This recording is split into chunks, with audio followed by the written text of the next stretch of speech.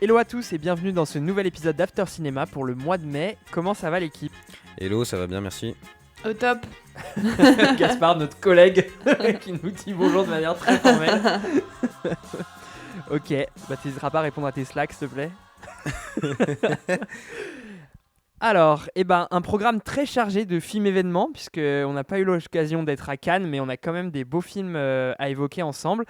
Au programme ce mois-ci, on va se parler de Partir un jour, de The Phoenician Scheme, de La Venue de l'avenir, et on finira avec Ethan Hunt, avec Mission Impossible. Enfin, ce sera pas dans cet ordre, mais on fera ça. Et avant ça, on commence avec la séquence que vous attendez, que vous adorez, le fameux quiz. Est-ce qu'on est chaud ? Est-ce qu'on est prêt ? Yes. Allez, nickel. 4 questions au programme aujourd'hui, une par film. Et j'ai utilisé mon joker d'une question de quiz plus globale, pas liée au film, que pour une seule personne, pour une seule question, vous verrez. On commence avec La Venue de l'avenir. Une première question. Le film La Venue de l'avenir en contient 8, mais quoi ? Il y a 8 de quelque chose, et c'est quoi dans le film ? 8 peintres ? Non. Je vous laisse faire les propositions pêle-mêle et je donne des indices si vous ne trouvez pas. 8 femmes. Non. 8 hommes. Non. 8 descendants. 8 caméos. Descendants, c'est-à-dire Filles de filles de filles. de quoi ? 8 générations. Non. Mais vous êtes un peu dessus là. 8 8 descendants. générations Ouais. de femmes. Non, c'est pas ça. Non. Vous étiez dans un... Il y a un truc de filiation, mais c'est pas ça. 8 frères et sœurs. Non. C'est pas dans le récit du film, c'est autour du film, sa production. 8 Nepo Baby. Exactement, bravo, c'est un point pour Nina. Il y a 8 Nepo Baby, en effet. Donc 8, donc pour ceux qui ne savent pas ce qu'est un Nepo Baby, c'est des acteurs, actrices qui sont eux-mêmes enfants d'acteurs, actrices à succès. Et donc il y en a 8. Bon, la plus connue de toutes, c'est quand même Suzanne Lindon, qui est fille de Vincent Lindon et de Sandrine Kiberlin. Et mais après, du coup, il y a Vassili Schneider, Paul Kircher, voilà, et ainsi de suite. Tous des Nepo Baby. Et donc, c'est quelque chose qui a été pas mal critiqué d'ailleurs autour du film et qui, du coup, a fait pas mal réagir.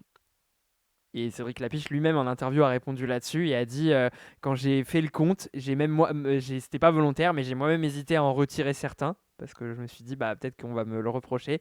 Et finalement, il a quand même décidé de continuer. Bravo Nina pour ce premier point. Alors, on reste dans la thématique Nepo Baby avec The Phoenician Scheme. Donc, l'actrice principale aux côtés de Benicio del Toro, Mia Tree-Appleton, est la fille d'une actrice de légende. Mais qui ? C'est d'une actrice de légende ? Ouais, c'est Et- la fille d'une actrice de légende très très très connue, très mondialement connue. Mais qui ? Kate Winslet. Ouais, point pour Snéa. Non, Elle lui ressemble un peu, en vrai. Tu le savais ? c'est vrai. Tu le savais ou t'as tenté ? Non, je savais pas. Ah, J'ai c'est tenté. énorme. Putain, Bravo. un premier coup, t'as fait ça, l'autre fois aussi, un premier coup Ouais, comme ça. c'est un first shot. Putain, vous êtes très Bravo, fort. Hein. Bravo. Ouais, et c'est la fille de Kate Winslet, ouais. Je vais jouer au loto, je pense, ce soir. Moi, je le savais pas, et c'est en préparant le quiz que du coup je cherchais C'est des vrai qu'il y a questions un et je l'ai truc, je suis découvert. d'accord. Et j'ai trouvé que la voix se ressemblait, qu'elles avaient un peu des voix similaires. Mais ressemblance physique, j'ai un peu moins trouvé. On enchaîne sur la troisième question. Vous êtes chaud, vous êtes prêts ? Alors, on parle de Partir un jour. Partir un jour a, en quelque sorte, marqué l'histoire du cinéma pour une raison bien particulière. Laquelle ? C'est le premier film karaoké ? Non, Premier film qui a gagné un César en cours et... Ah non, il a Non, rien d'autre gagné. c'est pas ça. Ça marche pas. Premier film qui est réalisé par une femme ? Quoi ? De l'histoire ? C'est une fin de week-end Ah, pas compliquée. forcément. On n'avait jamais vu ça. C'est pas mal, hein ? Vous auriez dû commencer avant. Hein. Premier film comédie musicale qui reprend des chansons qui existent déjà ? Non. C'est, pour vous donner un indice, c'est en lien avec sa participation à Cannes. Premier film français qui est prévu en premier ? Non. Premier mais... cours qui fait l'ouverture de Cannes. Non, enfin, qui- c'est pas ça. Mais ça y est, là vous y êtes. Là, c'est autour de l'ouverture. Et c'est la première fois qu'un film de ce type-là... Ah, première fois qu'une comédie musicale ouvre Cannes. Non, c'est pas ça. Première fois qu'un film français... Non, ouvre Cannes, non. Première fois qu'un film qui Ah, réalise... 2 millions d'euros. Non, Première fois qu'un film qui est réalisé par une femme ouvre Cannes. non, c'est pas ça. Mais c'est pas mal, vous y êtes là, c'est quasi. Donc Amélie Bonin, c'est par rapport à sa carrière. Ah, c'est son premier film. C'est la Ah, première fois que c'est première un fois C'est premier la film. première fois que c'est un premier film qui fait l'ouverture de Cannes. Ah, c'est classe. Ok. Bravo Gaspard, un point. Ça, vous avez un point chacun. Et bah, On la a galéré, dernière là. question Un sera le juge premier, de long, paix. un premier long métrage. Oui, un premier long métrage, tout à fait, pardon, en effet. Puisqu'elle avait réalisé le fameux Il est court-métrage pointilleux. avant. Bravo. Alors, dernière question, et bah, c'est mon fameux bonus, puisque c'est pas une question liée à Mission Impossible, mais c'est une question liée à la vie de Tom Cruise. Tom Cruise et le Japon ont un lien très très particulier, mais lequel? Il a une fille au Japon? Non, c'est Il pas est ça. né au Japon. Non, Il habite au Japon. Il non, a grandi au Japon. non, Ah si, il est interdit du territoire japonais. non, c'est plutôt l'inverse. Il est adoré là-bas. Et Euh, du coup, il y a quelque chose de Bah, très il a particulier. des femmes au Japon, plusieurs femmes. Non, Il a une Il a- île. non, Il adore les sushis? non. Ça sera coupé au montage. Attends, je vous donne des indices.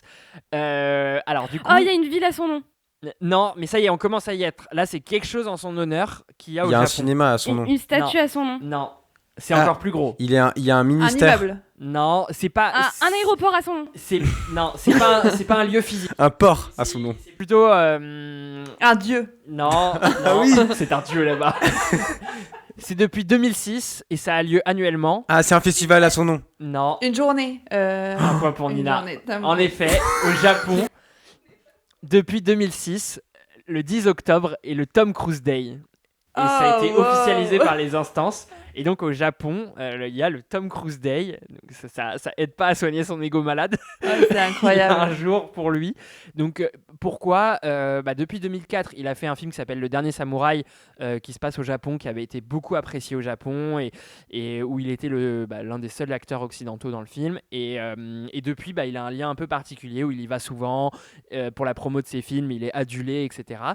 Et donc pour ce rôle-là un peu culturel qu'il a eu, ils ont décidé d'instaurer un Tom Cruise Day au Japon qui est le 10 octobre et qui est célébré annuellement depuis 2006. Faut aller se vendre au Japon, hein, c'est classe. Voilà pour ce mois-ci. Et du coup, Mais il y a beaucoup de monde ou pas à la fête? j'y ai pas été, mais si tu veux, cette année, 10 octobre, rendez-vous. Je donne l'information à la fin du podcast, je vais regarder. Alors, on est tout bon. On est tout bon. Bravo à tous et toutes, puisque vous avez été très très forts ce mois-ci pour le quiz. On enchaîne du coup sur notre premier film, le coup de cœur de la rédac. On passe sur Partir un jour. Tu veux juste t'acharner et mourir ici, dans cette cuisine? T'as qu'à rester nous aider. Mais j'ai une vie, putain, papa. Oh bah ça on avait bien compris, hein. Je sais pas comment tu fais, parce que moi, je le trouve particulièrement insupportable. Mais moi aussi, je le trouve insupportable. Qui dit crise, Des mondes, des famines, des tiers-mondes, qui dit amour. des les gosses, des toujours et des divorces. Alors que Cécile s'apprête à réaliser son rêve, ouvrir son propre restaurant gastronomique, elle doit rentrer dans le village de son enfance à la suite de l'infarctus de son père.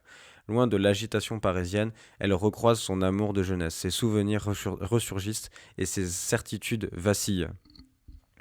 Alors Partir un jour, c'est un film que j'ai trouvé génial. C'est un film comme il y en a peu selon moi dans une vie. C'est un film qui restera longtemps au sommet de mon panthéon personnel. Voilà, je dis ça en toute humilité bien sûr. Et c'est un film que j'ai trouvé génial, premièrement grâce à la relation avec la musique. Donc c'est une comédie musicale où ils reprennent des titres célèbres des années 2000.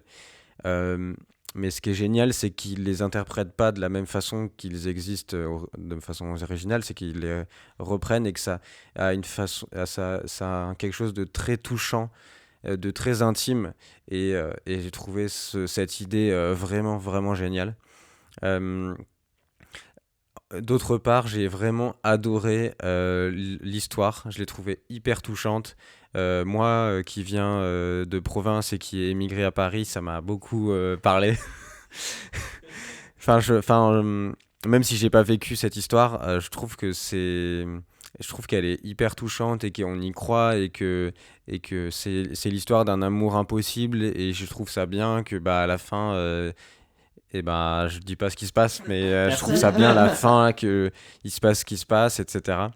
Et j'ai trouvé ça hyper touchant, hyper réaliste, et vraiment, tout le monde peut, et pas que moi, tout le monde peut s'identifier. Et ensuite, une dernière chose qui m'a marqué vraiment dans ce film et qui me reste aujourd'hui, c'est les scènes fortes du film, notamment la scène de la patinoire, qui en plus d'être du génie musical, d'interprétation par ces deux personnages, par ces deux acteurs éblouissants que sont Bastien Bouillon et Juliette Armanet, il y a en plus de ça, je voulais dire, il y a de la réalisation. Et cette scène de la patinoire, moi qui adore voir un peu une patte de réalisation dans les films, elle m'a bluffé, elle m'a écrasé la tête contre l'écran du cinéma. J'avais le sourire jusqu'aux oreilles. Je regardais les gens autour de moi tellement j'étais incrédule, j'avais l'impression d'être dans un rêve, tellement je souriais, niais comme un idiot devant cette scène qui me transcendait. Elle m'a vraiment transcendé et c'est à l'image. Et globalement, ce film m'a transcendé parce que cette scène de la patinoire, certes, pour moi, elle est magistrale, mais en fait, c'est tout le film qui selon moi, est magistral j'ai invité beaucoup de gens à aller le voir parce que vraiment, ça m'a bousillé, quoi.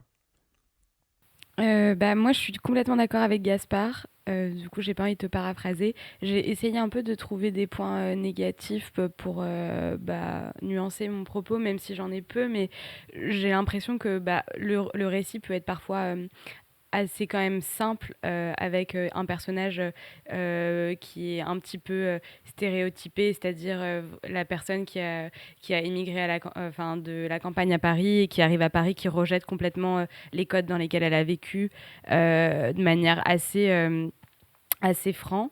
Et à l'inverse, un personnage qui vit en province et qui s'inscrit dans des activités qui peuvent être très provinciales. Enfin, je trouve que les personnages peuvent être parfois un petit peu stéréotypés, même si c'est pas gênant. Et j'ai trouvé qu'au tout début, enfin, je lui pardonne hein, vraiment parce que j'ai adoré le film, encore une fois, mais au tout début, j'ai eu un peu de mal à rentrer dans le film et je trouve que la première chanson, j'étais un petit peu mal à l'aise et je me suis demandé si ça allait fonctionner parce que je trouve que tu rentres pas très bien dedans et en fait elle est amenée de manière un peu brutale et donc c'est vrai que moi les premières minutes du film j'ai eu une petite hésitation sur est-ce que ça allait m'embarquer ou pas et après ça m'a complètement embarquée. J'adore l'idée d'avoir envie de chanter des chansons que tu connais déjà pendant le film, c'est hyper émouvant. Bastien Bouillon et Juliette Armanet sont extraordinaires et forment un duo qui te reste en fait et que tu as envie de voir grandir même après dans d'autres films auxquels tu repenses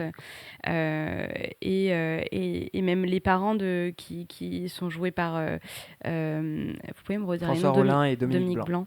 Blanc, je les trouve aussi exceptionnels, donc je trouve que les personnages secondaires ont été aussi vraiment bien travaillés et ça c'est chouette. Même les amis de Bastien Bouillon, ça pour le coup j'ai pas les noms mais que je trouve qu'ils forment un duo hyper drôle et où tu prends beaucoup de plaisir aussi à les voir jouer. Et je trouve qu'il y a plein de codes dans lesquels tu peux t'identifier même sans avoir eu la même jeunesse qu'eux, mais voilà les codes de la première fois que tu vas en boîte, la première fois que tu as un amour un peu déçu et je trouve qu'ils sont des choses assez universelles qui du coup permettent d'avoir je pense qu'ils peuvent parler un peu à tout le monde et rappeler des événements de ton histoire personnelle et c'est assez agréable dans le film, je trouve. Juste moi, je trouve que en fait dans toutes les comédies musicales, quand on commence et que la première chanson commence, c'est un peu abrupt.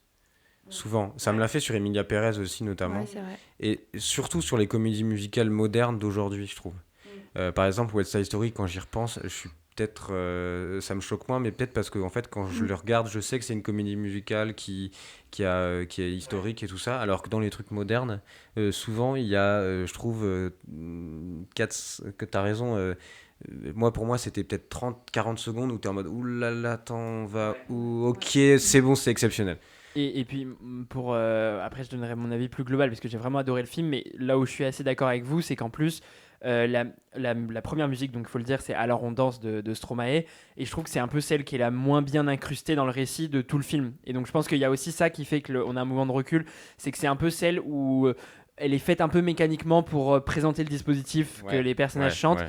mais elle n'est pas en lien avec le récit parce que c'est introduit un peu artificiellement de dire bah elle est stressée, démontre-moi que t'es pas stressé, et donc il lui fait ce jeu du premier couplet de la Rondanse de Stromae qui est un vrai couplet d'anxieux où il parle Ouais. d'un sujet qui dégénère. C'est un peu mécanique et c'est pour ça que moi le dispositif il m'a vraiment convaincu à la deuxième chanson qui était Mourir sur scène de François Rollin, où là on était vraiment dans un truc qui sert à fond le récit parce qu'on est vraiment sur ça, genre le gars qui veut pas s'arrêter de son restaurant et qui interprète la chanson avec un rapport personnel à Ouais. la chanson, et donc c'est hyper émouvant, la scène est hyper bien réalisée, et donc c'est pour ça que pour moi le dispositif il m'a vraiment emporté à partir de François Rollin et de Mourir sur scène, où là je me suis dit ok, là il se passe quelque chose de grand quoi. Mais en même temps, je trouve que ces moments où tu te demandes si ça va marcher pendant que le dispositif se met en place, tu te dis. Enfin, moi, quand je vois ça, je me dis, en fait, du coup, ce film, il est clivant parce qu'il y a des gens qui vont pas aller au-delà et qui vont rester gênés comme ça pendant tout le film. Et moi, je trouve que les films que je préfère dans ma vie, c'est des films clivants, c'est des films où il y a des gens, ils vont sortir, ils vont dire, j'aime pas les comédies musicales, je déteste, alors que les autres vont adorer, quoi. Ouais. Mais là, je suis pas sûre que ça soit un film clivant, pour le coup, par contre. Ah ouais? Bah, moi, je pense, enfin, je me dis Si peut-être qu'il t'aimes y a pas des la gens. comédie musicale, mais... Ouais, voilà. Il y a des gens, je pense qu'ils aiment pas la comédie musicale. Moi, par Ouais. exemple, avant, je pensais que j'aimais pas ça. Ouais. Bah, c'est vrai que je suis d'accord avec Gaspard dans le sens où je trouve que c'est un film qui est très parisien, et qui un peu s'inscrit dans la vibe de Jacques Demy. Et j'ai un peu peur que. Enfin, j'ai l'impression que peut-être que nous, on est entouré de gens qui ont adoré, mais je suis pas sûre qu'il ait été reçu pareil, parce que la comédie musicale, c'est vrai que c'est quand même très particulier. Ah, moi là-dessus, je suis pas forcément d'accord. Je trouve que sur les thématiques qu'il aborde, enfin pas forcément sur les chansons, mais sur les thématiques qu'il aborde, je trouve que justement, il est moins parisien que beaucoup de films qu'on voit. Enfin, genre par exemple, tu vois, tu citais tout à l'heure la boîte de nuit. Le truc de la boîte de nuit du coin qui est très connue, où tout le monde va, ça c'est vraiment un truc de province, tu vois. Genre, bah, moi qui ai grandi à Rambouillet, il y avait la boîte de nuit, l'Atlantide, qui est un peu l'équivalent de cette boîte de nuit où tout le monde se retrouvait le samedi. Bon, moi, j'ai la partie de ma vie où j'ai vécu à Rambouillet, j'étais mineur, donc j'y suis jamais allé. Mais voilà, tu vois, et genre, je me suis identifié à ce truc-là. Alors que je pense que quand t'es parisien, bah, il n'y avait pas du tout ce truc-là. Et même le retour à la campagne aussi, genre bah, t'as quitté tes parents pour aller à Paris, et en fait, tu y retournes de temps en temps, et c'est plus vraiment ton chez-toi, mais t'as quand même des liens, des souvenirs. Je trouve ça vraiment bah, pas du tout parisien, du coup, pour le coup. En vrai, je suis complètement d'accord avec vous. Je trouve pas dans les thèmes qu'ils abordent que ce soit parisien, plus le fait, enfin, que la comédie musicale, ce soit un genre qui est très urbain, je trouve. Voilà. Oui, c'est vrai que ça peut peut-être faire un peu intellectuel, la comédie musicale, peut-être. Peut-être un peu plus qu'un film comme Mission Impossible, quoi. Ouais. Bah, là où je pourrais vous rejoindre, c'est vrai qu'il y a un peu un côté. Enfin, par exemple, il y a certains tubes populaires Mais en qui même sont temps, repris de manière un peu noble, enfin gentrifiée en fait. Bah, je vais pas spoiler la surprise, mais bon, le film s'appelle Partir un jour, donc vous vous doutez que la chanson des To Be Free est dans le film. Je dirais pas à quel moment parce que pour moi c'est l'une des plus grandes scènes du film, donc je veux pas le présenter. Mais tu vois, elle est interprétée un peu de manière noble avec Juliette Armanet qui la chante de belle manière. presque de manière symphonique. en Ouais, c'est plus. ça, voilà. Ouais. Il y a une réorchestration, une réinterprétation un peu plus douce, un peu plus moins tube populaire qu'était Partir Ouais. un jour des To Be Free, quoi. Mais en même temps, à la base, vu que c'est un tube populaire, ça peut peut-être ramener une population qui est moins intellectuelle sur ce type de comédie musicale. Parce que c'est des Ouais. musiques hyper En tout cas, accessibles c'est que des tout le monde connaît. musiques avec lesquelles on a vécu. Il y a un côté vraiment universel français, parce que du coup, je pense que les gens qui sont pas français recevront beaucoup moins bien le film. Mais oui, en tout cas, je trouve que moi, il y a un côté un peu universel français avec des chansons qui ont fait notre culture populaire, quoi. Et toi, Nina? Moi, j'ai trouvé ça exceptionnel. J'ai pas vraiment de points négatifs. J'ai trouvé que c'était simple, pas chichiteux, que le casting était super. Donc, j'ai pas envie de me répéter. Franchement, je suis dithyrambique sur ce film. Mais je voulais savoir si vous avez vu le court-métrage. Ouais. Ce que vous en On l'a avez rattrapé pensé avec par Sina. rapport au film, parce que Gas, je spoil un peu ton avis, mais tu pourras nous le dire davantage. Mais tu as beaucoup moins aimé le court-métrage que le film, du coup je voulais savoir vous ce que vous en avez pensé. Tu veux y aller ou j'y Tu vais? l'as vu, toi, Nina, ou pas? Ouais. Toi, t'en as pensé Ah bah quoi tous du les quatre on l'a vu en court-métrage? fait. Vas-y. J'ai trouvé que les rôles étaient mieux dans le long métrage. Enfin, disons que L'inversion. l'inversion des rôles où Juliette Armanet jouait du coup la personne qui était restée en province, ça lui allait moins bien. Et inversement, pour Bastien Bouillon, je le trouvais mieux dans... Enfin bref, c'est pas très clair ce que je dis. Non, mais si, je suis d'accord avec toi. En gros, le dispositif du long métrage, Ouais. où Juliette Armanet est la parisienne et Bastien Bouillon est celui qui est resté, est mieux que le court métrage où c'est l'inverse. Ouais, complètement. Je suis d'accord Mais il y avec a des chansons dans le court métrage. Oui. toi. Ouais. Ouais. Mais c'est pas les mêmes, hein, à part partir un jour. Non, c'est pas les mêmes. C'est pas les mêmes, ouais, non. Et toi, Walid, t'en as pensé quoi? Moi, du coup, le court-métrage, j'ai moins aimé évidemment que le long-métrage. Je vois qu'il y a quand même certains ingrédients que j'aime dans le film. Tu vois, le rapport avec François Rollin, l'idée du carnet que je trouve très drôle, où là, cette fois, il cite les extraits du bouquin. Moi, ça marche toujours sur moi. Par contre, la scène de la piscine, qui est un peu le parallèle avec la scène de la patinoire, évidemment, je la trouve beaucoup moins aboutie. Et on voit que cette fois, elle a eu plus de budget, plus de moyens pour vraiment aller au bout de son idée et qu'elle a fait un truc qui est extraordinaire. Enfin, la scène de la patinoire, c'est la meilleure, vraiment. Et la scène de la piscine, qui est son parallèle dans le court-métrage, fait pas le figure. Ça fait pouf, hein. Même si je trouve que dans le court-métrage, il y a un très beau plan quand il nage dans la piscine en zénith, là, en zénithal, qui est quand même très beau. Mais à part ça, je trouve ça moins bien, évidemment. C'est quoi ta scène préférée, toi, Nina? Comme vous, la patinoire. Mais moi, je suis hyper alignée avec vous sur ce que vous pensez du cours. Mais j'ai trouvé ça trop bien de pouvoir voir qu'il y a eu un cours avant et du coup voir un peu comme... tu vois un peu un croquis ou t'as l'impression d'avoir vu le cheminement et c'est hyper réjouissant. Surtout d'avoir vu le chemin qui a été fait entre les deux. Ouais. Une sorte de, même si c'est trop péjoratif comme mot, mais une sorte de brouillon. Et après tu l'apportes à un niveau qui pour moi est digne d'un chef-d'œuvre, quoi. Un brouillon qui lui a valu un César, mais... c'est pour ça que le brouillon il n'est pas du toi. tout, mais en même temps, mais c'était pour taquiner. mais c'est comme moi je le vois comme un brouillon parce que j'ai tellement adoré le film et je suis resté un peu à plat sur le cours que pour moi, mais c'est une mauvaise chose de le dire, pour moi c'est un brouillon. Ouais, non mais c'est clair que le voir dans le sens long métrage puis court métrage, ça fait du coup plus une descente, alors que le voir dans l'autre sens, c'est quand même réjouissant comme progrès. Et moi, la question que je voulais vous poser, parce qu'en fait, avec ce film, je me suis un peu dit ça quand même, que dans les c'est pas vraiment une comédie romantique, parce que c'est même pas en plus le seul arc narratif du film, mais que dans les histoires d'amour dans les films, je préférais en fait les relations amoureuses qui ont jamais eu lieu comme ça en fait. Genre l'histoire de Bastien Bouillon et Juliette Armanet, qui est une histoire qui en fait s'est jamais faite, et où les personnages revisitent, réfléchissent à qu'est-ce qui serait passé si ça avait eu lieu, et qui ont une petite ébauche de tentative de faire fonctionner le truc pendant le film, mais bon, avec l'issue que ça a. Mais je trouvais que finalement en rétrospective, je me suis dit que c'est les histoires d'amour les plus intéressantes au cinéma, genre celles qui en fait n'ont pas eu lieu et auxquelles on pense encore 15 ans après, quoi. Moi, j'ai pas assez d'exemples là qui me viennent tout de suite de films avec une histoire qui s'est faite et une qui s'est pas faite. Mais je sais qu'il y a des fois où j'achète moins la frustration. Et là, elle m'a pas dérangée, je l'ai vraiment aimée. Mais des fois, je trouve que c'est gratuit. C'est un peu gratuit pour créer quelque chose chez le spectateur, mais que c'est pas toujours nécessaire. Donc je sais pas, j'ai pas d'avis très tranché. En fait, moi, j'aime bien la frustration. Enfin, je trouve que, tu vois, j'y ai beaucoup pensé. Après, j'avais envie qu'ils se mettent ensemble. Enfin, ça me travaille, tu vois. Mais en même temps, je trouve que, du coup, la compagne de Bastien Bouillon, elle passe un peu pour la cruche. Et le mec qui joue Toufik Jalab, il passe un peu pour le mec. Non, c'est Toufik Jalab qui joue quelqu'un d'autre.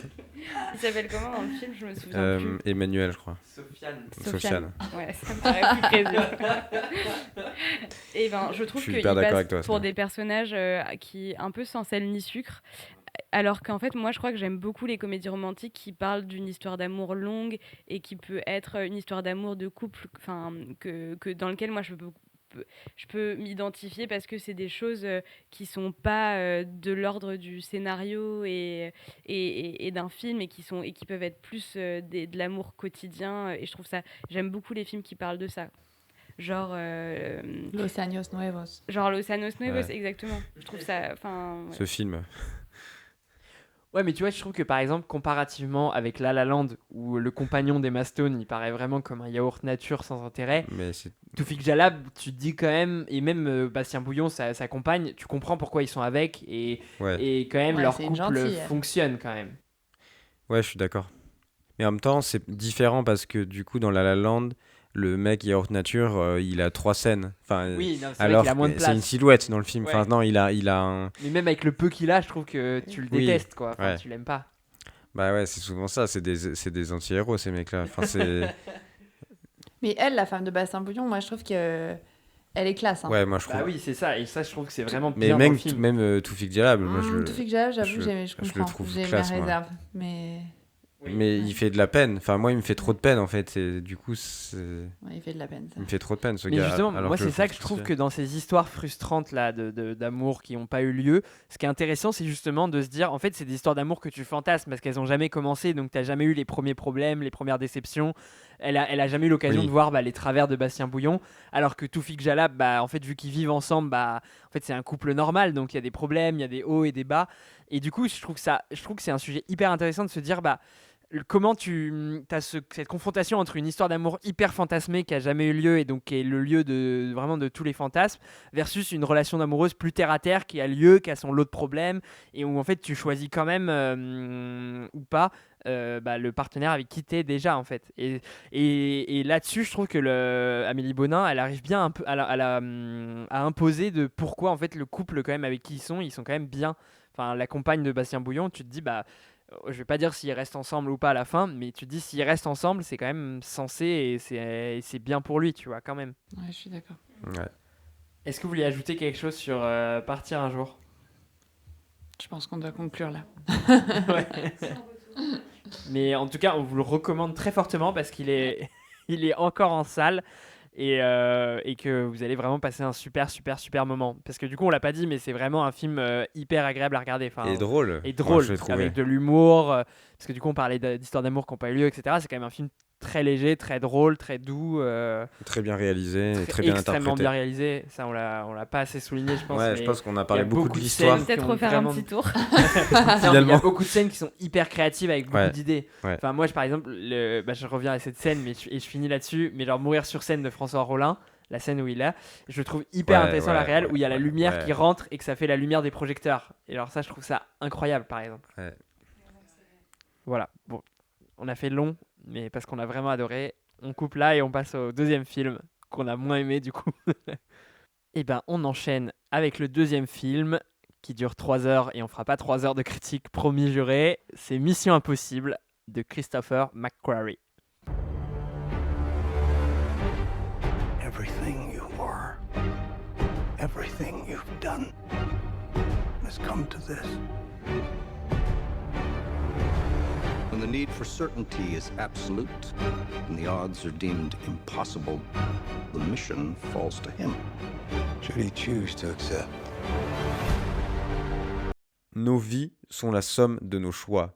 Tom Cruise et Ethan Hunt dans Mission Impossible The Final Reckoning. Et ben du coup sur Mission Impossible, c'est moi qui ouvre le bal. Et donc pour expliquer un peu d'où je me situe, la saga Mission Impossible, je crois qu'il m'en manque un ou deux, mais c'est quand même une saga pour laquelle j'ai une vraie sympathie. Enfin, il y a des vrais bons films dedans, et ça fait partie un peu des sagas d'action grand spectacle avec John Wick, qui reste encore dans le cinéma d'action américain, qui est quand même pas mal en point. Enfin, il y a plus beaucoup de grandes sagas comme ça, et donc c'est quand même une saga d'action importante et qui reste là-dessus. Malheureusement, le diptyque Dead Reckoning et Final Reckoning, puisque à la base c'était partie 1, partie 2, bon finalement ils ont rebrandé parce que Dead Reckoning n'avait pas trop bien marché, mais voilà. C'est quand même ceux que j'ai le moins aimé dans la saga. Ça m'a un peu déçu, malgré du coup toutes les distances que tu peux prendre avec le genre, de te dire bon c'est toujours un peu la même histoire, etc. Je suis quand même pas mal déçu. Moi, le principal reproche donc, de Final Reckoning, je vais me concentrer sur celui-là, mais c'était déjà un peu le cas dans Dead Reckoning, c'est que c'est quand même très bavard. Enfin, ça dure 3 heures et pourtant, je le disais, c'est toujours les mêmes enjeux, c'est-à-dire qu'on est toujours autour des bombes nucléaires, de bombes à désamorcer, de Tom Cruise qui doit affronter son ennemi, etc. Et je comprends pas pourquoi avoir autant de scènes explicatives quand les enjeux à la fin sont les mêmes. En fait, on est toujours sur, bah voilà, il court après le temps, il y a une bombe à désamorcer, il y a une menace à éteindre. Je trouve ça un peu inintéressant d'avoir autant de scènes, et c'est notamment un trope qui a beaucoup, et là c'est vraiment à l'overdose, c'est les scènes où les personnages ont des dialogues où ils complètent les phrases des uns des autres pour expliquer. Et ça là-dessus, bon, c'est dans toute la saga, hein, donc c'est pas nouveau, mais là c'est abusé. Enfin, en fait, chaque scène est comme ça. Il y a même des scènes où les dialogues des personnages se complètent, mais ils sont pas dans la même pièce. Genre, où ils sont en parallèle de deux groupes qui discutent et en fait, ils se complètent les répliques des uns et des autres.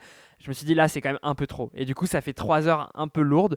Ce qui est dommage parce qu'en fait, l'action, elle est toujours là et ils savent toujours faire. C'est-à-dire qu'on a 20 minutes de scène dans des sous-marins où c'est toujours aussi grandiose pour moi. Enfin, en termes d'action, on est toujours dans l'artisanat de ce qu'ils savent faire vraiment très bien, qui est la grande force de la saga. Enfin, ça, il faut le dire, la saga Mission Impossible, c'est quand même une saga où l'histoire, c'est quand même beaucoup un prétexte pour avoir des cascades hyper incroyables de Tom Cruise qui vont t'époustoufler, qui font du grand spectacle.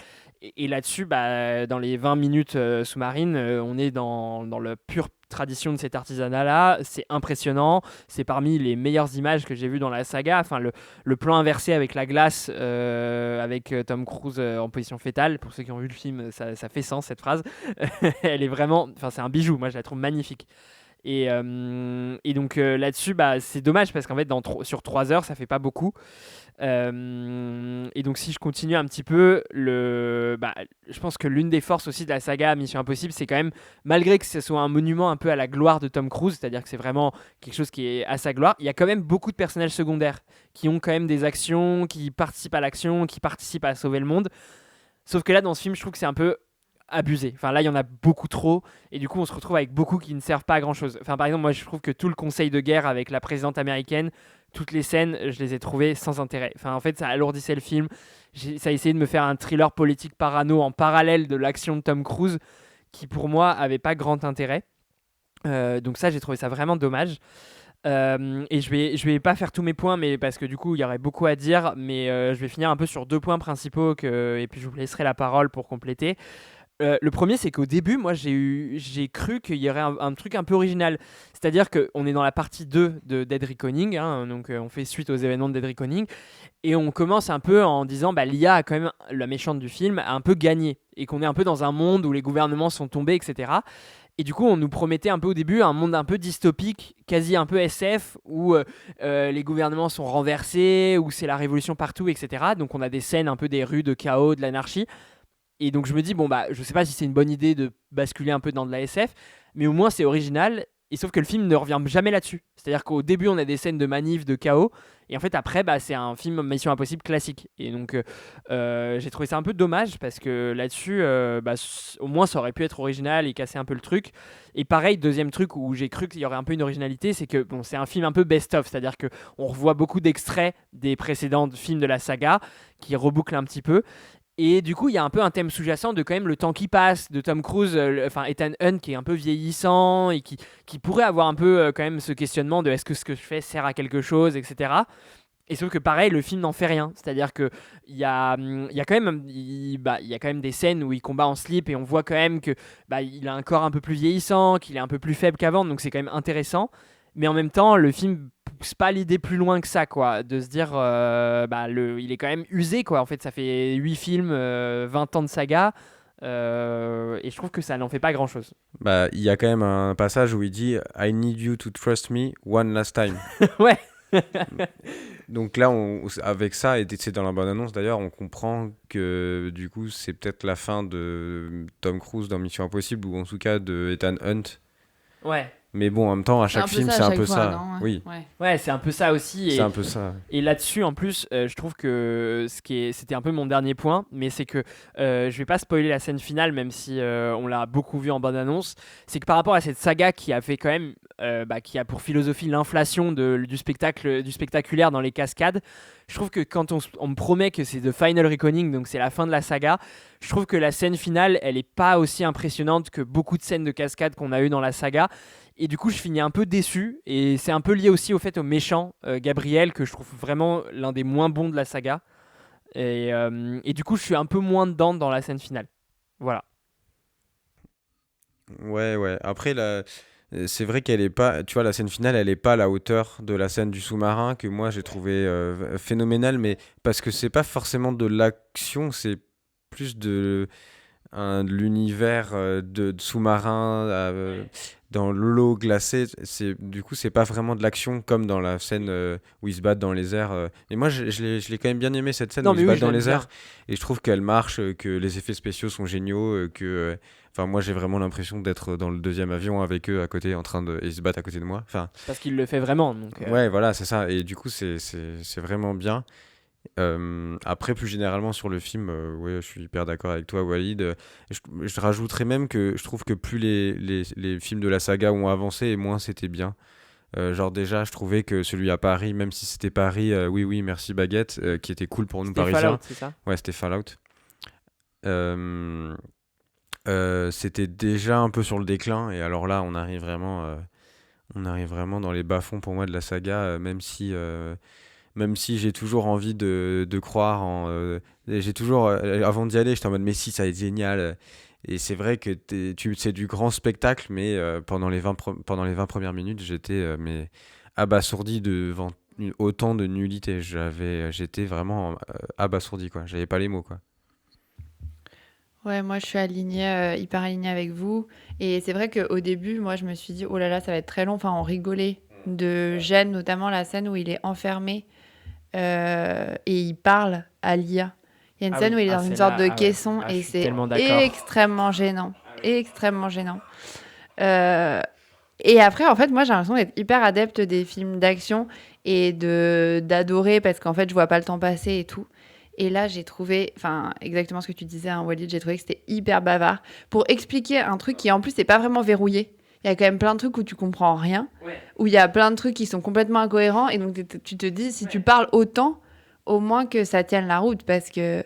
Et l'actrice, la française, Et Pomme qui Clémentieff. finit les phrases, ah mais ouais. toutes les phrases. Oh là Mais je me suis dit, franchement, oh je me là suis dit, là. c'est un ressort comique, genre Mais ils oui. font exprès, sinon c'est pas possible. Ah, Enfin, sinon... mais c'est hilarant, mais t'as tellement raison, mais Et- ça c'est fou de faire ça. Et c'est vrai qu'il y a des trucs époustouflants, mais moi, franchement, en regardant le film, je me suis dit, ils ont eu trop d'argent. En fait, avec moins d'argent, ils auraient dû faire des choix. Et en fait, là, c'est le bordel. Et je suis hyper alignée avec vous aussi que la scène dans l'eau est super. Et pourquoi il fallait que ça... Enfin, ça aurait été super que ça se finisse à ce moment-là, parce que après, Ouais, c'est mais beaucoup oui, trop long. après c'est beaucoup trop long, ça sert à rien. Et je suis d'accord que la profusion de personnages... En fait, ils veulent toujours faire des méchants, mais en fait, c'est pas lui le grand méchant, c'est un autre grand méchant qui est plus grand que lui. Ah non, mais en fait, non, il y a encore un autre grand méchant plus grand que lui. Surtout que je trouve que dans ce genre de saga, notamment les James Bond aussi, je trouve que la qualité, elle se joue beaucoup sur la qualité du méchant en face, en fait. Genre, parce qu'en fait, bah, les gentils, c'est toujours les mêmes, le scénario, ça va toujours être le même, et ce qui va changer, c'est un peu l'acteur que tu vas ramener pour jouer le méchant, et sa motivation, son plan. Et je trouve que là, c'est vraiment l'IA qui, du coup, est pas très caractérisée parce que c'est une menace planante un peu vaporeuse. Ouais. Et la scène de confrontation où ils essayent de recréer un peu le truc du méchant qui explique son plan, mais dans le caisson, ça va pas du tout. Et Gabriel qui nous ramène en nous disant il a tué un amour passé de Ethan Hunt vaguement pour nous dire ouais, il y a un lien entre les deux, voilà, c'est son ennemi juré Mordicus. Mais non, enfin, j'y crois pas du tout. Et donc, du coup, la confrontation, les deux, pour moi, elle marche pas du tout. Ouais. Mais après, je trouve que c'est pas que qu'ils ont eu trop d'argent parce qu'en fait, que la française elle rajoute des phrases en français et que ça soit pitoyable, ça c'est pas qu'il y ait trop d'argent, c'est juste que c'est une idée de débile mental. Elle s'appelle Paris quand même. Mais voilà, non, mais c'est fou. C'est fou. Mais pour moi, il y a quand même un peu un truc comme... Enfin, Bah. la comparaison est pas ouf, mais Mégalopolis, ouais. Mégalopolis, où en fait, il y a trop... Genre, t'as l'impression qu'il a eu carte blanche et que vraiment, c'est parti en live total, alors qu'ils avaient une recette. Ils avaient une recette qu'ils pouvaient reprendre et qui fonctionne.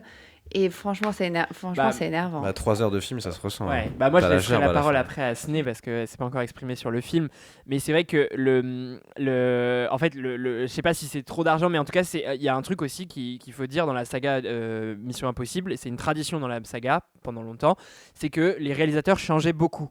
Le premier c'est Brian De Palma, le 2 c'est John Woo, J.J. Abrams pour le 3, Brad Bird pour le 4, enfin c'est quand même des réalisateurs qui ont pas mal d'idées, qui ont pas mal de créations, de leur style, etc., qui est clivant, hein, parce que Mission Impossible 2, 3, c'est pas forcément les préférés des gens, il y a du style très particulier, mais au moins ça veut dire qu'il y a des gens qui viennent avec des idées neuves.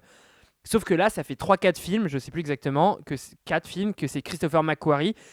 Et j'ai l'impression que Christopher McQuarrie, c'est quand même un yes man qui dit oui à tout à Tom Cruise, Ouais. qui est producteur du film, il faut le dire, et qui vient pas vraiment avec un style, des idées, qui vient pas sortir Tom Cruise de sa zone de confort, quoi. Bah, surtout, il a réalisé quasiment des films que avec Tom Cruise, en fait, tu vois, Ouais, c'est ça. ce gars. Donc, en Et là, fait, il va faire il est c'est en train fou, d'écrire quoi. le prochain Top Gun, donc Ouais, c'est et il a devenu, déjà écrit le précédent Top Gun.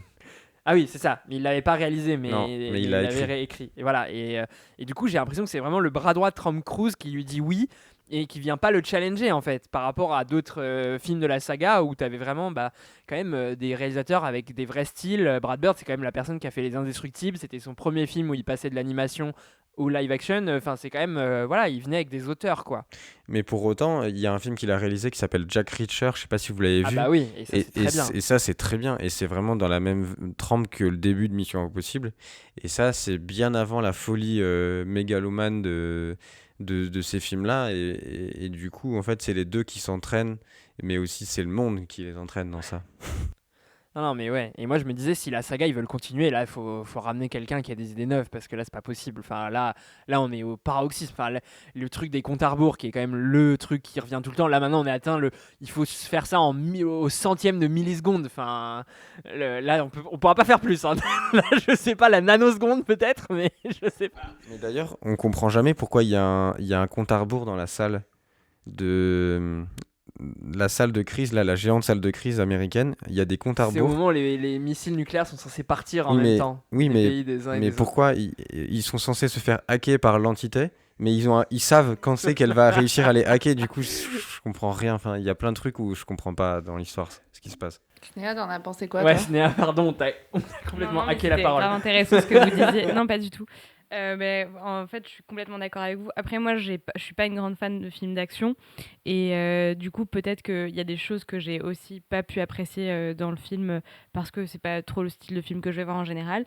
Mais là, je trouve que c'est un peu le paroxysme de ce que j'aime pas dans les films d'action, c'est-à-dire des personnages qui sont vraiment caractérisés que par leur moralité, c'est-à-dire soit des personnages qui sont du côté du bien, soit des personnages qui sont du côté du mal, qui n'ont pas trop d'histoire, qui n'ont pas de catégorie sociale, et qui sont vraiment que d'un côté ou de l'autre du spectre de la morale. Et du coup, je trouve que c'est pas très intéressant, en fait, les enjeux qu'il y a dans le film, à mon sens. Et pour moi, le grand problème du film, c'est que tu sais déjà que la mission impossible va être réalisée par Tom Cruise. Et donc, je trouve qu'il n'y a aucun enjeu en termes d'émotion. C'est-à-dire que j'ai pas peur. Je sais qu'ils vont finir par y arriver. Je suis pas triste. Et en fait, la seule émotion que j'ai, et un peu malgré le film, c'est le rire parce que...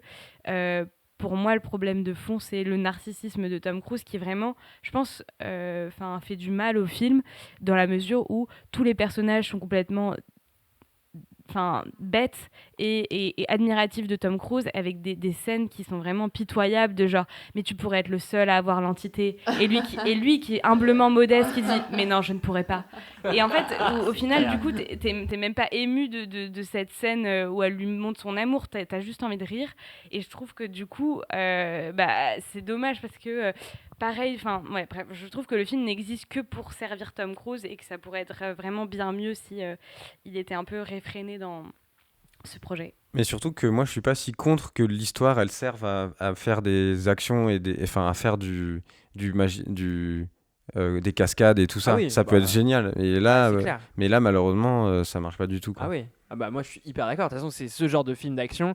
Les scénarios sont un prétexte à amener à des scènes spectaculaires. Donc c'est la promesse de départ, sauf que là je trouve que dans le film elle est moins tenue. On est sur 3 heures où il y a 20 minutes époustouflantes et 2h40 du coup de bavardage quoi. On est très alignés. Ouais, donc très peu emballé par The Final Reckoning. Déception hein, parce qu'on attendait quand même ce film là et on est quand même plutôt pas des anti-Tom Cruise. Mais en tout cas, si la saga continue, on espère qu'elle reprendra une autre direction, parce que là, en tout cas, elle a pas mal décliné. Ouais. On passe au troisième film ? Allez. Et on enchaîne sur le troisième film, et cette fois, on revient en France, puisque c'est La Venue de l'avenir. Je me suis fait draguer par Victor Hugo. J'ai un peu l'impression de découvrir ma famille. Une vraie famille.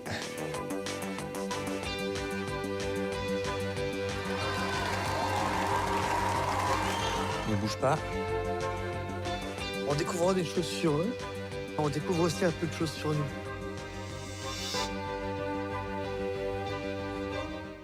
Aujourd'hui, en 2025, une trentaine de personnes issues d'une même famille apprennent qu'ils vont devoir recevoir en héritage une maison abandonnée depuis des années. 4 d'entre eux sont chargés d'en faire l'état des lieux. Bon, je lis pas la suite parce que c'est hyper long. Je vous laisse. Bon, vous avez compris l'idée. Allez, Nina. Allez. Alors, moi, en voyant la bande-annonce, j'avais pas du tout envie d'aller voir ce film. Je trouvais que ça avait l'air terriblissime. Vraiment, ça me mettait mal à l'aise. Et finalement, j'ai pas été transcendée par ce film, mais j'ai quand même plutôt passé un bon moment. J'ai trouvé que c'était assez doux, un peu onirique. Il y a plein de trucs un peu grossiers, notamment les relations amoureuses de Seb, plein de situations où j'ai trouvé que c'est Seb, hein, il s'appelle Seb, Abraham, je crois. Plus du tout le nom du personnage. Vas-y. Bon, voilà. Mais je trouvais qu'il y avait plein de séquences qui étaient un peu artificielles, pas très subtiles. Mais de façon générale, j'ai quand même passé plutôt un bon moment. Voilà. Et j'ai trouvé que le casting était plutôt bien, que les acteurs jouaient plutôt bien. Voilà. Si je devais mettre une note sur 5, je mettrais 3. J'ai quand même passé un bon moment. Mais voilà, en fait, j'ai pas grand-chose à dire, malheureusement. Ça m'inspire pas des masses, en fait. Je sais pas ce que vous en avez pensé. Alors moi, j'ai passé un plutôt bon moment, je suis d'accord avec toi, mais j'ai quand même pas trop aimé pour pas mal de raisons. La première, c'est que je trouve que je suis désolée. Je trouve que le problème, la promesse de départ de vouloir faire un parallèle entre le passé et le présent, c'était sur l'histoire d'une famille, c'était plutôt un pari que je trouvais intéressant. Mais je trouve qu'il n'a pas du tout eu la possibilité de le réaliser de manière correcte. Et je trouve que tous les décors de Paris dans le passé font vert, un peu dégueu. Et que je trouve ça vraiment très très moche, et je trouve que c'est un peu dommage de pas avoir, voilà, je sais pas comment, je suis pas réalisatrice, je sais pas comment il aurait pu mieux faire, mais en tout cas je trouve que le pari est raté. La deuxième chose que je trouve dommage dans le film, c'est que j'aurais trouvé ça hyper stylé que ça soit une famille qu'on connaît pas très bien, avec, un peu anonyme, et qu'on parle un peu de toutes ces dynamiques de filiation, et d'essayer de savoir quel était le passé de nos ancêtres. Mais je trouve que là, d'avoir ramené des peintres, d'avoir un peu voulu mettre des célébrités, entre guillemets, Zola, Monet, dans l'histoire, ça rendait le truc, à mon sens, un petit peu cheap. Et du coup, je trouvais ça un peu ridicule, alors que je pense que j'aurais pu rester dans le film si ça n'avait pas été le cas, ça avait été simplement l'histoire d'une famille. La troisième chose, je crois, c'est que j'ai eu beaucoup de mal à accrocher avec l'histoire qui se passait du coup dans le passé, et j'aimais bien la famille au présent, et je trouve que ça, c'est la grande force de Cédric Lapiche, c'est qu'il est vraiment très fort pour créer des relations et nouer des liens familiaux entre les acteurs, qui font que tu as envie de suivre quand même les personnages malgré tout, malgré que le scénario puisse être pas forcément intéressant. Ils sont quand même tous assez sympathiques, et la dynamique qui est créée fait que ils finissent par former une famille, et que ça, je trouve que c'est quelque chose qu'il arrive toujours très très bien à faire dans ses films, et qui a l'air d'être un sujet qui l'intéresse. Mais du coup, moi, la partie qui se passait dans le Paris de l'époque, elle m'intéressait beaucoup moins que la partie où ils étaient en train d'essayer de faire un petit peu de retracer l'histoire familiale dans le présent, avec Vincent McCain, avec les autres acteurs, je vais pas en citer, il y en a beaucoup. Et voilà, j'ai trouvé Suzanne Lindon très, très bonne néanmoins, et je trouvais qu'elle était très forte à jouer la jeune ingénue, et que ça marchait très bien. Voilà, pour mes points essentiels. Bah, moi, je peux prendre la suite, je suis plutôt aligné. En vrai, enfin, par honnêteté intellectuelle, je vais le dire, j'aime pas trop les films de Cédric Clapiche, à titre personnel. À chaque fois, j'ai un peu le même problème, mais c'est que j'ai du mal à m'attacher à ces personnages. Genre, ils ont toujours un peu des petits problèmes légers de relations amoureuses, des problèmes familiaux très légers, de relations qui, pour moi, m'emportent jamais. Enfin, ils ont jamais des problèmes où j'ai envie de m'attacher, de m'émouvoir pour eux, donc j'ai toujours du mal. Là, quand même, ça fonctionne un peu plus. Je m'attache plus, notamment aux personnages du présent, les quatre cousins, et notamment Abraham Wapler, qui a une histoire un peu plus grave, on le découvrira après, mais où je m'attache un peu quand même. Après, j'ai deux principaux problèmes pour faire un peu efficace, mais le premier, c'est l'écriture du film. Sur l'écriture, j'ai plusieurs reproches, mais le premier, c'est que c'est très cliché, je trouve. Enfin, les personnages, c'est vraiment des archétypes. Enfin, les quatre cousins, chacun est un archétype. C'est-à-dire que Julia Patton, c'est la cadre sup qui a pas le temps pour une vie sentimentale aboutie et qui est un bulldozer. Vincent McCain, c'est le bobo apiculteur écolo. Comment il s'appelle, il y a le prof rigoureux de français, un peu strict, qui a pareil, qui commence à se lâcher un petit peu. Et puis le photographe qui fait un peu des trucs superficiels sur Insta, mais qui aimerait faire de l'art à terme. Enfin, du coup, sur l'écriture et sur la vision du monde, je trouve ça vraiment très très cliché. Même le truc de le centre commercial qui doit être construit à la place de la bâtisse familiale, et est-ce qu'on va la conserver ou pas. Non, j'ai du mal. Et pareil, je trouve que dans les sujets qu'ils souhaitent aborder, je trouve que l'écriture est très superficielle. C'est-à-dire que j'ai lu ici et là qu'il voulait pas mal questionner en fait le progrès. Quand il parle un peu du passé, du présent, quand il fait des parallèles, c'est de dire bah, quelle est la place du progrès dans nos vies. Tu vois, dans le passé, bah, il y a l'arrivée de la photographie, du cinématographe, et genre dans le présent, bah, le centre commercial, greenwashé, etc. Mais moi, je trouve que, à part nous dire, bah, quand il fait ses plans où il compare Paris de 1885 versus 2025, à part nous dire il y a beaucoup plus de béton, il nous dit pas grand-chose, quoi. Enfin, du passé, du présent, du progrès et des problèmes, des travers du progrès. Je trouve qu'il a pas grand-chose à nous dire, et que la communication entre passé et présent, bah, à part nous faire des transitions abruptes où on voit la même rue passé-présent, et donc on voit qu'il y a plus de béton, que c'est un peu plus terne, je vois pas.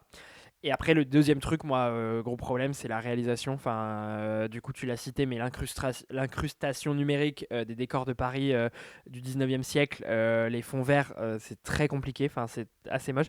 J'ai lu que c'était un peu volontaire, Ouais. qu'ils voulaient faire une impression. Enfin, donner. Bah, je vais pas faire une impression.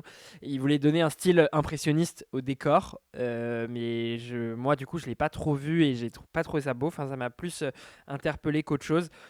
Et alors, je dois le dire, mais moi, il y a une scène, par contre, en termes de réalisation, où là, ça va pas du tout, mais c'est la scène, je vais pas spoiler, mais c'est une scène où ils sont sous substance, pardon, les personnages, certains personnages sont sous substance, et où là, ça part à volo complet. Et moi, cette scène, c'était vraiment la scène où je commençais à rire de dépit et me dire, mais qu'est-ce qui se passe? Et c'était un peu le côté aussi, l'écriture un peu en retard, un peu boomer, mais c'était vraiment l'aspect en mode la petite drogue et ce que ça fait. Enfin, c'était un peu très daté comme représentation, quoi, je trouve. Voilà. Et juste pour rebondir sur le point que tu viens de dire, ça m'y fait penser. Pour moi, enfin, je sais pas ce que vous en pensez, mais j'ai eu l'impression que c'était un peu une facilité d'écriture, le moment où ils prennent de la drogue, et qu'en fait, ils savaient pas trop comment rejoindre les deux histoires. Ouais. Et j'ai trouvé ça vraiment dommage, du coup. Ouais. Et surtout que pour moi, ça fait un peu la plus grosse erreur du film dans le récit. C'est que je trouve ça hyper intéressant que les gens, dans un cadre intime, c'est-à-dire essayent de retracer la petite histoire de leur famille. Et je trouve que c'est une trahison du concept de départ, qu'en fait ça se rattache à la grande histoire, à des célébrités comme tu le disais. Enfin, en fait, moi je trouvais qu'il y avait un côté universel au début, de gens qui veulent remonter leur arbre généalogique, de gens lambda de l'époque. Je trouve ça ouf, en fait, je trouve ça hyper intéressant. Et alors me dire, bah en fait non, ils ont un destin exceptionnel, ils faisaient partie de la grande histoire. Je trouve que c'est un peu une trahison, et que du coup bah, je m'identifie plus du tout. Et moi, à partir du tournant de la scène de la drogue, bah, ça me parle plus, à part la scène où il y a Abraham Wapler avec son grand-père, où il est un peu ému et il lui dit merci de m'avoir poussé à ça, etc. Et en plus il y a un plan sur Valérie Benguigui, enfin des photos de Valérie Benguigui, la vraie mère d'Abraham Wapler, qui est décédée. J'ai trouvé ça quand même touchant. Voilà. Moi, je voulais juste ajouter que je suis d'accord avec vous que c'est un défaut de scénario, la scène sous ayahuasca. C'est de la ayahuasca, je pense qu'il c'est ça, prend. ouais. Mais à part ça, je trouve que moi, tout le reste, notamment les vues de Paris et tout, J'ai l'impression que c'est un parti pris hyper assumé. Enfin, moi, je me disais pas du tout, il a eu envie de faire du réaliste, il a pensé que ses personnages étaient des personnages subtils. Enfin, moi, j'ai un peu acheté au truc en mode, il assume le kitsch, et du coup, je pars avec le kitsch, à part des trucs comme de défauts de scénario, je suis d'accord comme ça que ça fait un peu tiquer. Le reste, j'ai accepté un peu tous les clichés et un peu justement cette vue de Paris où c'était complètement en mode tableau et pas du tout réaliste. Et je trouvais que ça s'insérait plutôt bien dans le côté un peu onirique du truc.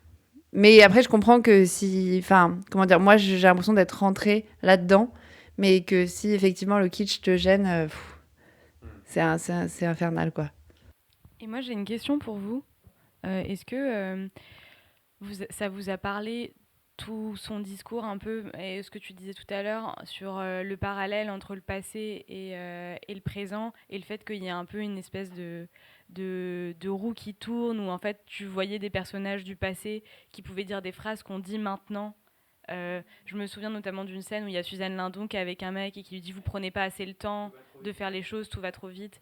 Qu'est-ce que vous pensiez de ce propos-là ? Vous trouviez que ça avait du sens, que c'était intéressant ou pas trop ? Moi, j'avoue que de manière générale, les films de Clapiche, même Salade grecque et tout, en vrai, j'avoue que tous les messages un peu sociétaux et un peu profonds, j'avoue qu'ils me passent, enfin, ils me glissent un peu dessus. Hein. Ouais, je pareil. trouve ça jamais très.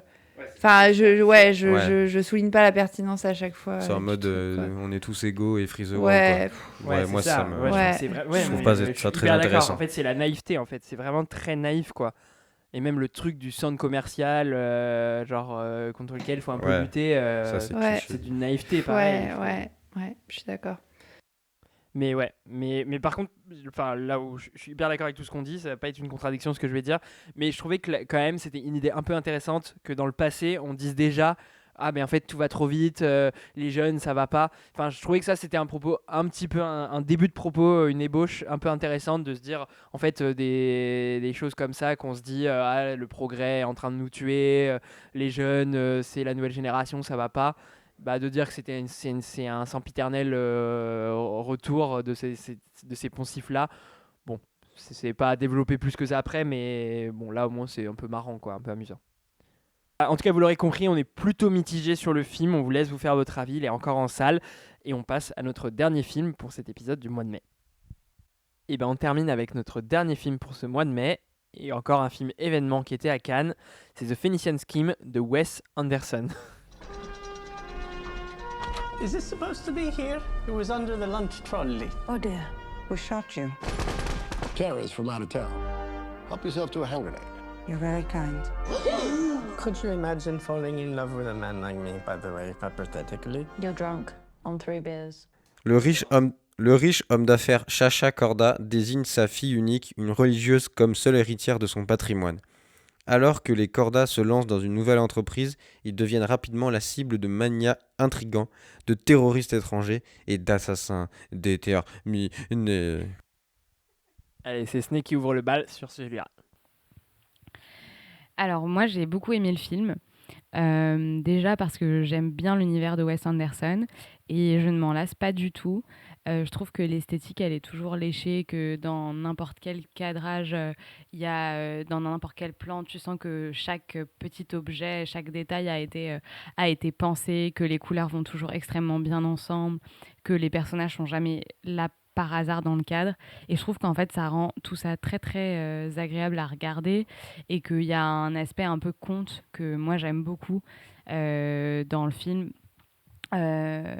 J'aime beaucoup le fait que tu puisses retrouver un peu des personnages qui ont été là dans d'autres films, et que tout ça fasse un espèce d'univers un peu uniforme, et que tu aies un peu l'impression de rentrer dans un monde créé par Wes Anderson, et de un peu qu'il y ait des espèces de zoom sur certains personnages, et donc ça je trouve ça assez plaisant, et donc au-delà de cet univers-là de Wes Anderson, j'ai quand même beaucoup aimé le film, parce que je trouve que par rapport aux 2 derniers films, notamment The French Dispatch et Asteroid City, je trouve que le propos était beaucoup moins difficile à comprendre, que l'histoire était beaucoup plus simple et que il a décidé de faire un truc un peu moins intello à mon goût.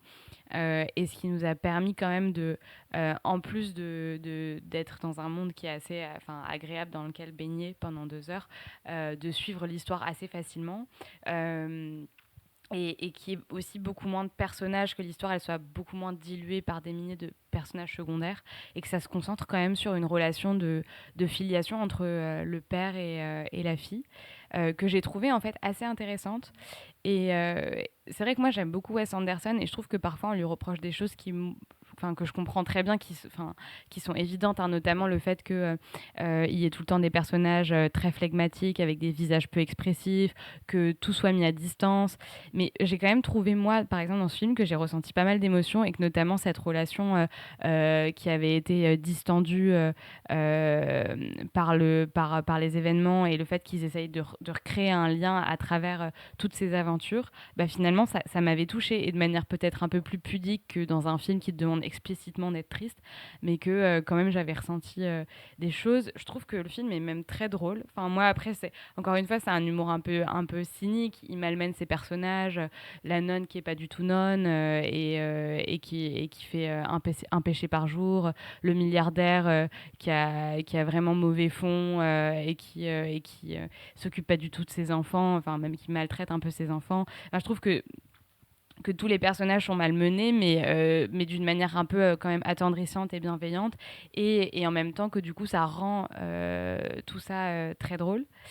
Et la dernière chose que je voulais dire, c'était que je trouve que le fait que ça se passe dans le Moyen-Orient, et qu'il y a une espèce d'histoire sur une construction dans le Moyen-Orient avec de la corruption, et ça rendait un peu l'histoire un peu plus réelle, là où par exemple dans Asteroid City c'était vraiment un monde imaginaire, et dans lequel tu avais vraiment du mal à comprendre en fait ce qui se passait et à t'identifier, où là tu comprenais, enfin en fait tu avais quand même beaucoup plus d'éléments qui te permettaient d'accrocher au récit, et que du coup il pouvait même avoir un propos presque, alors politique, c'était pas Bong Joon-ho, mais je veux dire, par exemple le fait que le Tom Hanks par exemple, et le mec qui l'accompagne, Bryan Cranston, soit en train de négocier combien ils allaient rajouter d'argent avec des paniers de basket. Je trouve que c'était des petits éléments qui pouvaient montrer un petit peu la distance que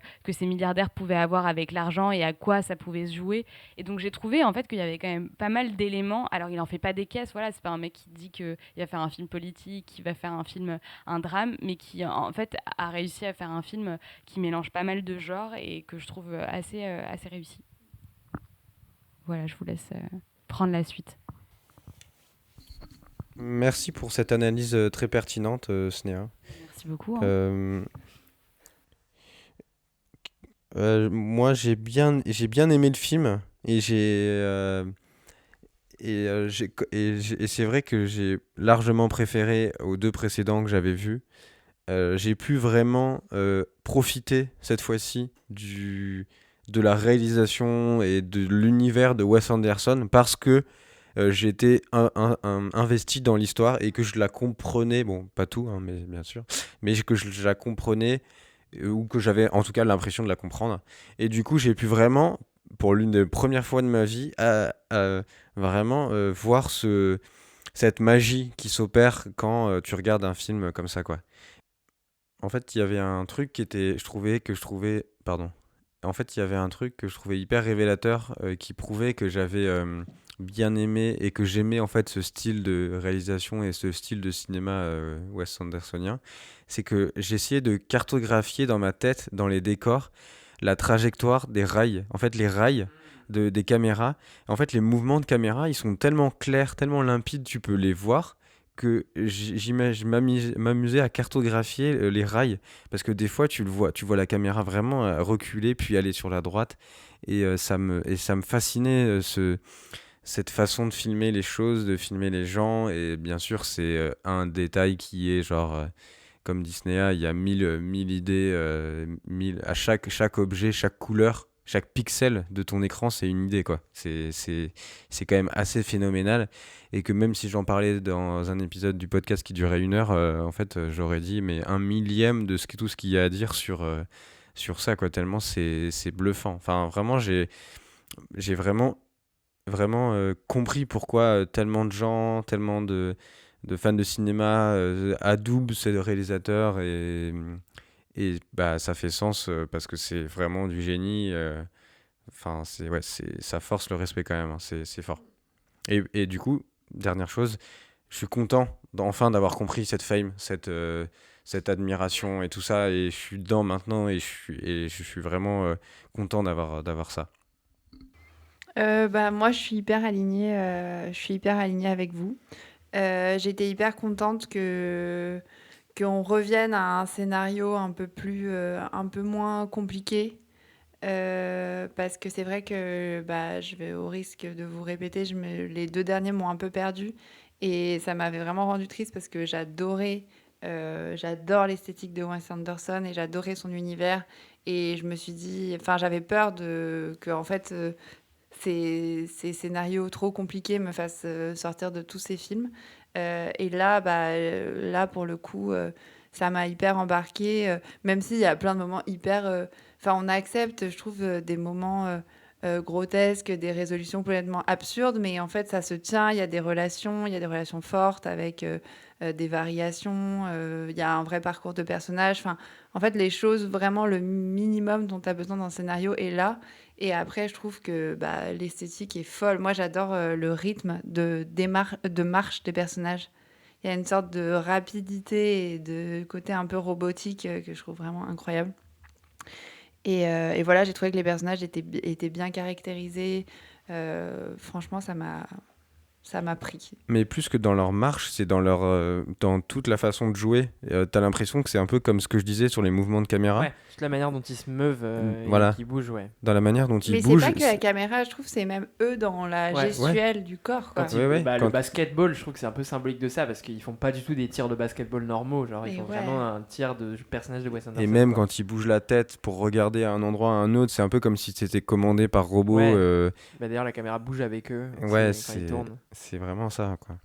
Et je vais pas du tout faire de spoil sur la fin du film, mais j'ai adoré la fin du film. J'ai trouvé hyper conclusive et hyper... ça m'a beaucoup plu. Ouais, je suis d'accord, c'est assez poétique. Ouais.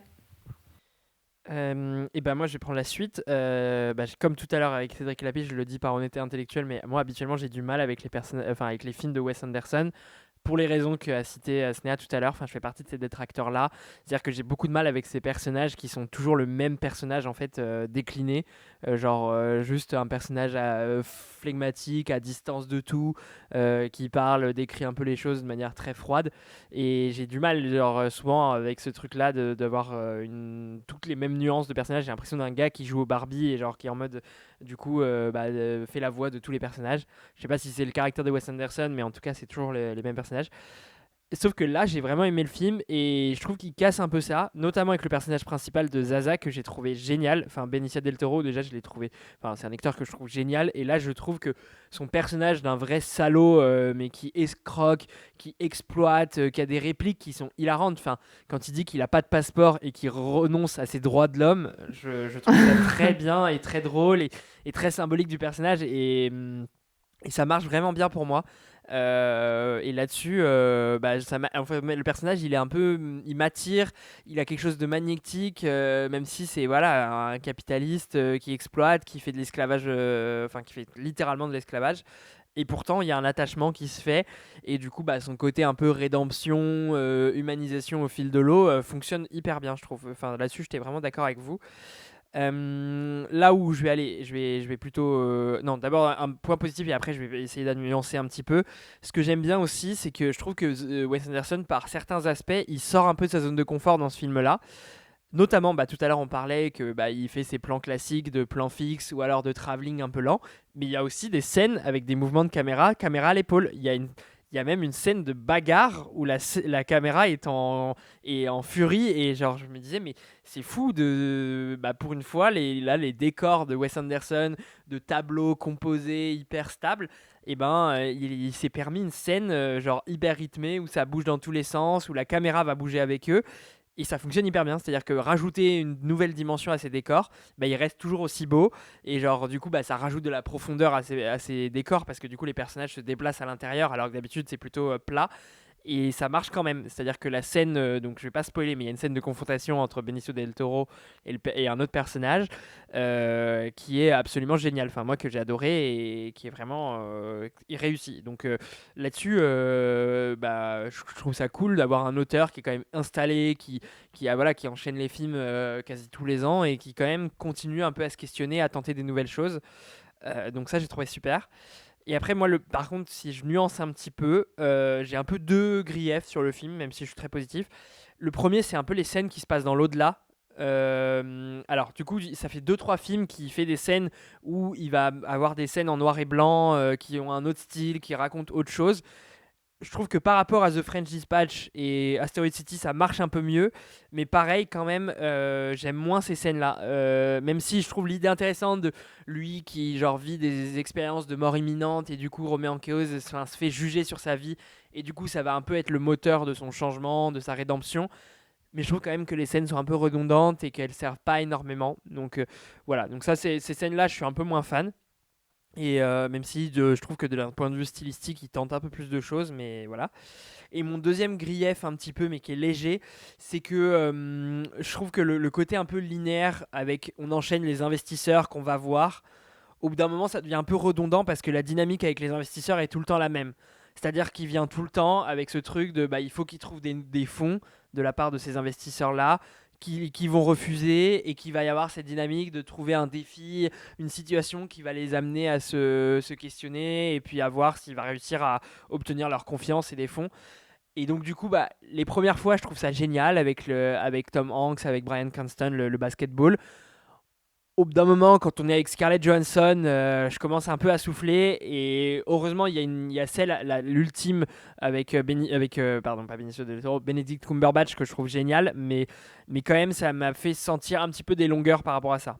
Voilà, c'est plus ça la dynamique un peu répétitive de à chaque fois je vais voir un investisseur, je lui demande des fonds, il refuse, etc., que je trouve un peu redondante à la longue. Mais moi j'aime bien ça parce que je trouve que ça fait un peu conte, genre un peu comme les Trois Petits Cochons, où en fait tu vois, t'as toujours un peu le même schéma narratif, et à la fin il y a vraiment un dénouement où ça se passe un peu différemment, et du coup ça me ramène dans un truc un peu régressif. Ouais, mais je pense que j'aurais peut-être enlevé une escale en fait. Moi je suis hyper d'accord là-dessus, mais j'aurais peut-être enlevé un arrêt et je serais allé au dernier qui est vraiment génial par contre. Mais je trouve que ça fait un peu surtout, c'est un peu le voulu, mais ça fait un peu comme dans Mario où t'as un monde 1, monde 2, c'est de plus en plus dur, et à la fin t'as le boss de fin. Et du coup, ça fait, mais ça rapporte aussi un peu au conte et à des trucs un peu d'enfance, enfin d'enfant quoi.